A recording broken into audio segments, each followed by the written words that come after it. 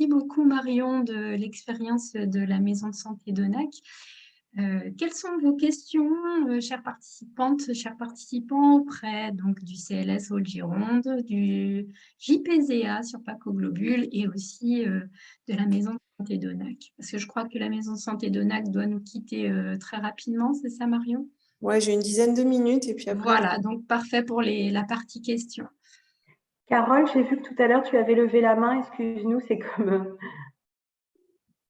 Attends, on t'entend pas, tu as coupé ton micro. Oui, en fait, je revenais sur le logiciel Paco Globule. Il y a une grande frilosité de l'établissement, en tout cas de celui dans lequel j'évolue, à l'utilisation de ce dispositif. Donc, c'est très vieux, hein, parce qu'il y a 4 ans, ils étaient déjà dans cette difficulté-là, mais peut-être qu'il y a du sens à ce que l'ARS remobilise les médecins de l'établissement, enfin, ou des établissements, parce qu'il y a Rochefort et La Rochelle. Peut-être qu'il y a eu des évolutions dans la perception des choses et puis et le lien avec le système d'information de l'hôpital aussi pour réduire ces freins ou même les supprimer, ce qui sera encore mieux. Mais effectivement, il y a du sens à utiliser Paco Globule dans le lien ville-hôpital. Et sans cette plateforme, je pense qu'il y aura toujours des freins à la collaboration dans le partage et dans le partage d'infos pour la prise en charge des patients. Oui. Une réponse, Aurore? Oui. Oui, pour rebondir à ce que vous dites, effectivement, au niveau hospitalier, c'est la plus grosse frilosité, c'est effectivement l'interopérabilité entre vos logiciels métiers et Paco Globule, donc qui ne peut pas être interopérable alors aujourd'hui avec tous les logiciels métiers. Maintenant, depuis 4 ans, effectivement, ça a évolué. Donc, peut-être qu'effectivement, il y a des choses qui ont changé et qu'il faudrait refaire un point sur au moins ces aspects-là. Parce que je pense que ça a été un des freins, je pense, au niveau des établissements, de votre établissement, le fait que ce ne soit pas interopérable. C'est vrai que ça fait du coup un outil supplémentaire. C'est un petit peu le souci. Donc peut-être effectivement refaire un point là-dessus. En fait, Je crois qu'il n'y avait pas qu'un problème d'interopérabilité. Il y a la question de la confidentialité des données et ça, j'ai l'impression que les professionnels n'en sont pas forcément convaincus. En fait, Alors, si je peux me permettre de voilà, Madame rebondir, Charles, ouais, allez-y.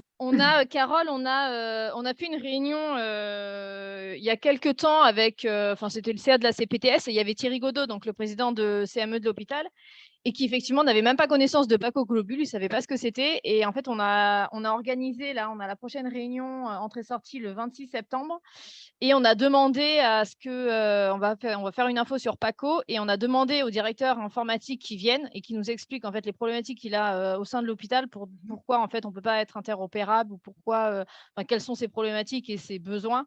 Et pour essayer en fait de lancer Paco sur au moins un des services de l'hôpital, tester, voir comment ça peut fonctionner. Et voilà, donc en fait c'est en cours. Ouais, il y a eu une évolution là depuis avant l'été. C'était avant l'été. C'est vrai que je t'ai pas dit, mais c'était avant l'été. Ouais, il y a eu ce point-là avant l'été.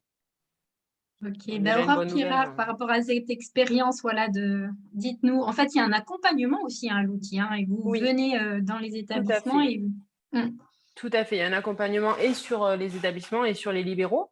Donc, on ne laisse pas effectivement les professionnels comme ça livrés à eux-mêmes. Donc, on les accompagne sur tout ce qui est la formation à l'outil et après sur le suivi, effectivement, des usages de l'outil. Toutes ces questions de confidentialité, on les travaille avec les professionnels puisque, bien entendu, tout le monde n'a pas accès à toutes les informations, hein. On différencie bien les niveaux d'information et de confidentialité en fonction des corps de métier. Effectivement, qu'un intervenant social n'aura pas les mêmes droits de lecture qu'un médecin ou une infirmière ou un chirurgien. Donc tout ça, ça a été pensé, réfléchi. Donc voilà, je pense qu'il y a des réponses qui peuvent vous être apportées, notamment sur ces questions de confidentialité, de quoi on partage avec qui, dans quel but. Voilà, je pense que tout ça, ça a été réfléchi. Il faut en rediscuter et voir ensemble, effectivement, entre vos attentes et ce qui peut être mis en place. Une toute dernière question, éventuellement, sur voilà, le CLS de Haute-Gironde ou pour la MSP d'ONAC. Sinon, on passe à la suite.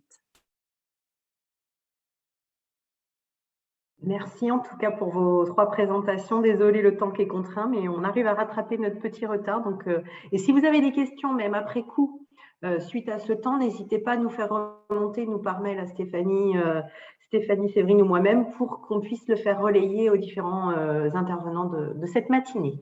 Eh bien, on accueille